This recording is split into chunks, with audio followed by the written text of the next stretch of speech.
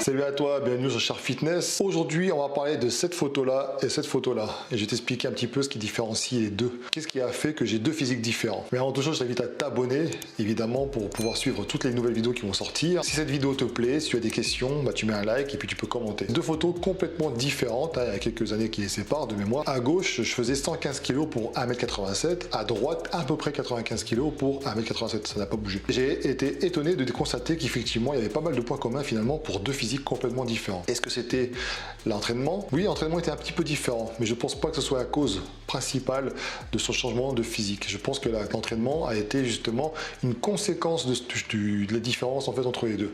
Est-ce que c'était la chimie? C'est justement là le point important, c'est qu'en fait c'était quasiment pareil, même produit, protocole plus ou moins similaire. Du simple basique, tu sais de toute façon que j'ai toujours dit que j'ai jamais pris des doses de cheval, je peux pas me permettre de prendre 1000 € par mois, etc. Enfin tu vois. Et ça m'a étonné même moi, tu sais, je me rappelais plus, le fait de recommencer un petit historique comme ça des choses, ça t'apprend pas mal de choses. Alors quelle est en fait l'explication? C'est la diète. Clairement la diète était complètement différente. À gauche, dans une période où justement je voulais un peu gonfler, vraiment avoir un gabarit intéressant et puis voilà, au détriment finalement de la qualité.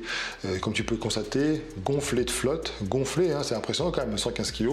Quand tu es habillé notamment en débard de recours, on sent que, mais bon, tu as du bide, tu as le visage très très bouffi, des difficultés pour respirer, etc. Tu transpires pour rien. Si j'ai expliqué pas mal d'effets secondaires que j'ai pu ressentir, j'ai toujours été transparent avec toi et donc tu pourras le voir encore une fois dans les vidéos si tu les as pas vues. Tu prends la playlist je deviens bodybuilder et tu cherches et tu trouveras facilement. Mais voilà, je me faisais beaucoup plaisir aussi. J'avais pas vraiment d'échéance, tu vois, donc je me faisais plaisir et ça se ressentait. Donc pour ça que ceux qui disent que tu peux tout manger quand tu es en cure, etc., tu vas pas grossir, en fait oui et non. Vous n'avez pas tout à fait tort, mais c'est seulement valable pour ceux qui ont un métabolisme rapide. C'est-à-dire ce sont des personnes qui, déjà naturellement, ne grossissent pas, ou ont du mal à grossir.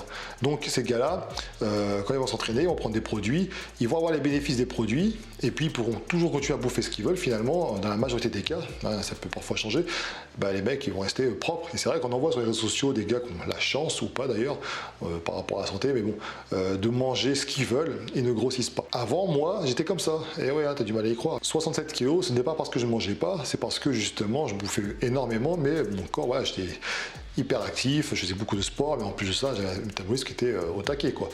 Et après, ça s'est inversé, bizarrement. Alors que moi, pour ma part, quand je commençais à manger de la merde, parce que j'ai déjà expérimenté la chose, j'ai déjà expliqué dans un épisode de Je deviens bodybuilder, justement, parce que je voulais voir par moi-même qu'est-ce que ça faisait. Je grossissais beaucoup plus. Ah, j'étais content, un gros gabarit, les épaules, les machins, les bras, tout ça, tout y était. La qualité n'était pas au rendez-vous, rétention d'eau énorme. C'est pas ce que tu vises quand tu cherches à être musclé. Parce que dans le musclé, il y a muscle, il faut qu'on le voie. Il faut pas qu'on le devine forcément. Alors c'est bien quand tu es habillé, c'est super quand c'est l'hiver. Si tu cherches à prendre de la force, par exemple, ça peut être intéressant d'avoir un peu plus de gras, etc. C'est un effet de protection. Mais quand c'est trop en excès, c'est pas bon pour le muscle. Alors à contrario, quand j'étais en diète restrictive, comme la photo de droite, justement, eh bien là, j'étais beaucoup plus strict sur la diète. J'avais moins de rétention d'eau, un petit peu quand même dû à certains effets des produits. Mais en tout cas, j'étais beaucoup plus propre. Tu vois. Et pourquoi j'ai dit tout à l'heure que l'entraînement ce n'est pas la cause? Parce qu'en fait l'entraînement a été adapté par rapport justement à mon état. C'est-à-dire qu'au bout d'un moment, quand tu fais 8 mois de restriction calorique, tu ne peux pas t'amuser à soulever lourd tout le temps, parce que déjà soulever lourd tout le temps c'est pas bon pour les articulations, et en plus quand tu es en restriction justement de calories, eh bien c'est potentiellement très très facile de se blesser. Tu peux te déchirer. Je ne vais pas pouvoir te dire qu'il faut généraliser mon explication, ça correspond surtout à une expérience que j'ai vécue et je te la partage, voilà, en toute simplicité. Puis une vidéo courte, évidemment, en tout cas je voulais répondre par rapport à ça. On tombe sur des personnes qui veulent généraliser les choses et bien souvent ces personnes-là elles sont pas concernées parce qu'elles n'y connaissent rien. Pourquoi?